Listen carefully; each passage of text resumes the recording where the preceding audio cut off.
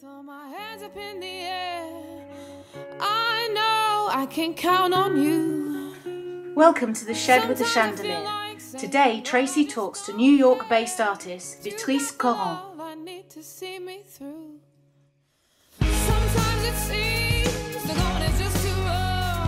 Hello. How are you? I'm good. How are you? I'm so pleased to speak to you.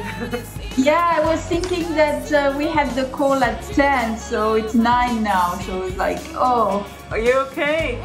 Yeah, I'm okay because I'm going to cut at the same time. Yeah. Fantastic. So we're getting Beatrice in the midst of work, chatting very briefly because I know you're about to clear off and do something else, aren't you? You're on your way to your next thing really, really soon.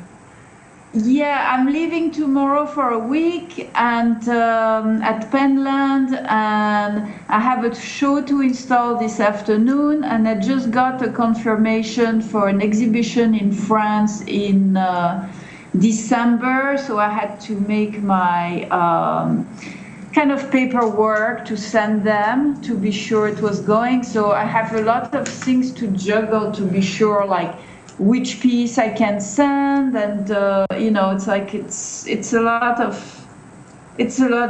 scenarios. It is, isn't it? Because Beatrice, why I wanted to talk to you today, and I'm going to introduce you very, very briefly because you have a fantastic website and it explains the innumerable events, things that you have done in your life. I have never seen a CV like it, honestly.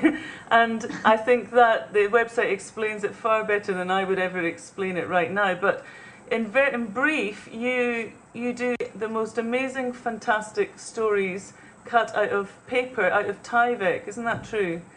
Yes. Incredibly delicate, intricate, amazingly cut works on all sorts of sizes and scales, and even now in 3 dimensions, don't you? Yeah, I try to adapt it as many possibilities as possible. And I am eternally amazed at your output, at what you're able to achieve and put out there. But I'm very, very aware, because I'm an artist myself, that this just didn't start when you exhibited in the Museum of Arts and Design, did it? It has been a journey that you've been taking part in over the last, how many, 15 years? What is it? Yeah, it's 15 years, yes. And yeah, nothing happened overnight, that's for sure. It didn't happen overnight, because I remember a few years ago I visited New York and I sat in the foyer of then it was the new Museum of Arts and Design, and it's a beautiful building and a beautiful setting, and I just sat there and thought, oh, one day maybe I'll be able to put my work here. And you have had your work there, you have worked in the space, there's a time-lapse film of you creating like amazing things in there, and I'm sure many, many people want to know how that feels, but I think you would probably agree that it's actually isn't just the end point, it's that whole journey that is the most interesting thing that has been going on. Do you agree with that as an artist? It's an ongoing process. I mean, it's like, you know, when you have like your piece bought, I mean, the first time I had one piece bought by the Metropolitan Museum, I was like, wow, that's great. And, you know, people will see more my work and I will have commissions. And of course, nothing of that happened. So just you have a piece at the Met and that's it. And then the next day you have to find how to make a living for the next month. Oh, I know that because I did that. I did a piece for Royal Caribbean Cruises and everybody said, oh, Tracy, you'll be made when you do that. And I thought, well, I'll make the piece really? and then I have to do the next thing. And the next thing will come along and it kind of all builds. And I think when people look at your work, sometimes they must be overwhelmed with the amazement with it because it is so finely intricate. But I was thinking that the stories you're telling now, they've probably been going on. You've started those stories a long time ago in smaller scale, have you? Or how are those pieces? They just develop also with the format. Right.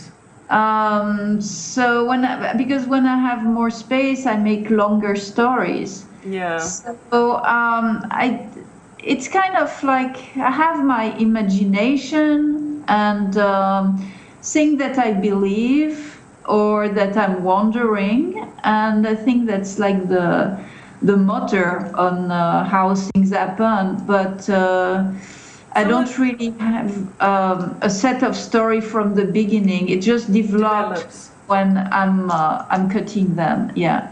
Because I was discussing talking to you with some friends, and people they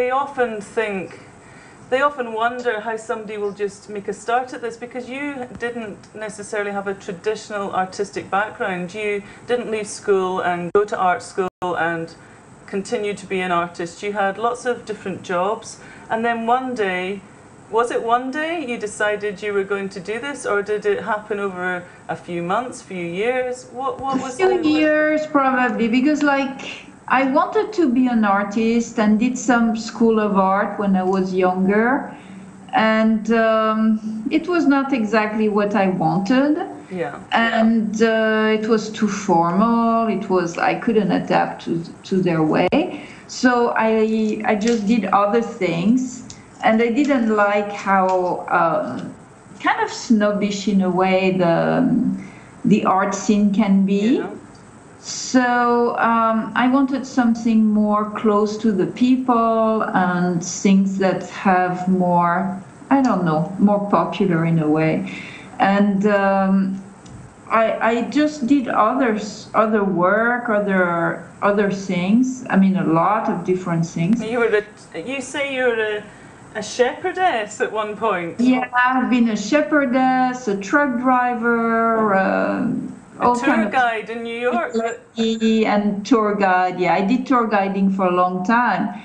And then after, it's like you get older and you have more friends that are dying, and you remember they say, oh, I want to do this, I want to do that, and then they're gone. Yeah. And it was like, I had enough with the guiding, and I was like, well, if I want to do something, it's now or never.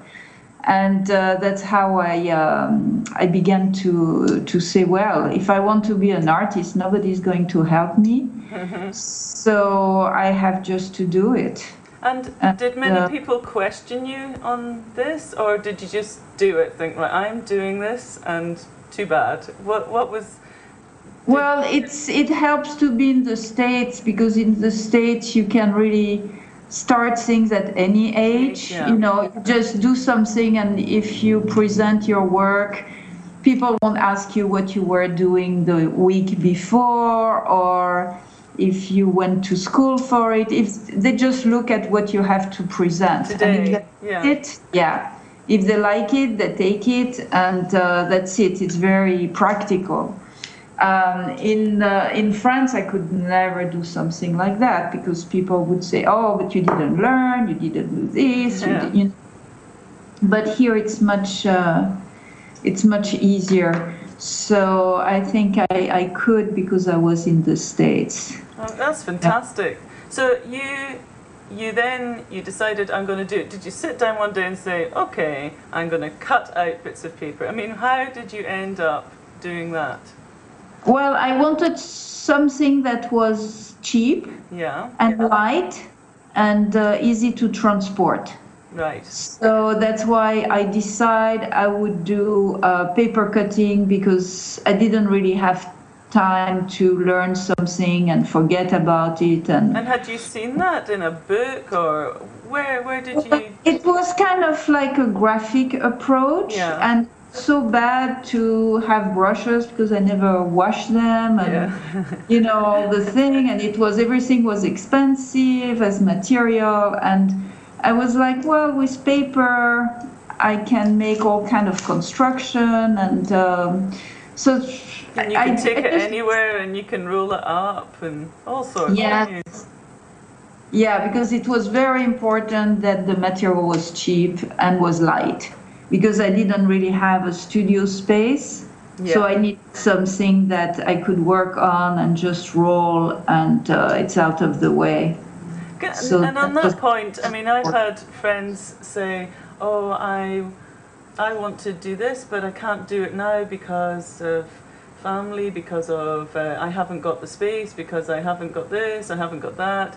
And yet you've done it. I mean, we had a little chat once on Facebook because I was doing an exhibition, and at that point it was in my living room. I don't know if you remember, and I was sitting working all over the house, and the children were sitting around. My husband was trying to do stuff, but I just knew I had to get it done. I needed to get it done. And sometimes people, was that the way with you, or? Yeah, I mean, I was like, you know, when I started, and my portfolio looked like really bad, but I mean, you learn by doing the thing. You do. And the spirit is kind of the same. So you need to get out, and you know it's not really good, but you still have to go out and show it, and of course.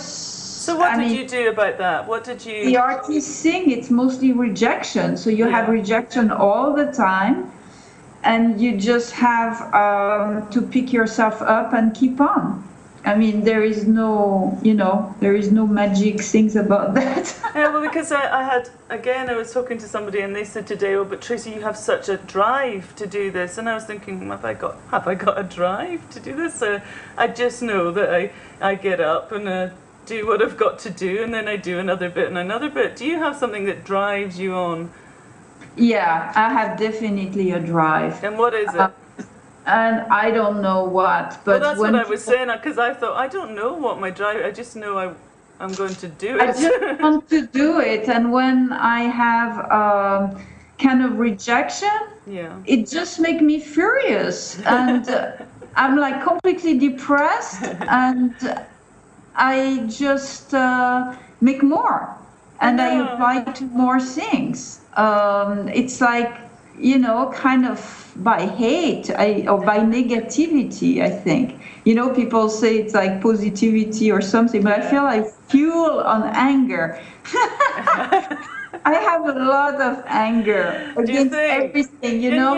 And yet it doesn't all... Come on, maybe it is like that. I mean, maybe it doesn't all come out like that, does it, when you're presenting, or is it? Do you think people, is it all in there and people don't see it, or they see it if they look into your pictures, or what? I don't know if it's in there, but I know, like, you know, it's like, who say I couldn't be an artist, or I couldn't be there? I mean, or I couldn't be... And then that is an incredible bit of motivation, isn't it? Yeah. No, because in all situations you could apply that, couldn't you? Really, you might, and also you might as well just do it. But then you have done it. You've overcome. That determination has got you where you are. You have got a beautiful studio now, haven't you? You are exhibiting in many places all the time. How do you manage that? How do you manage your head? Where do you get do you need quiet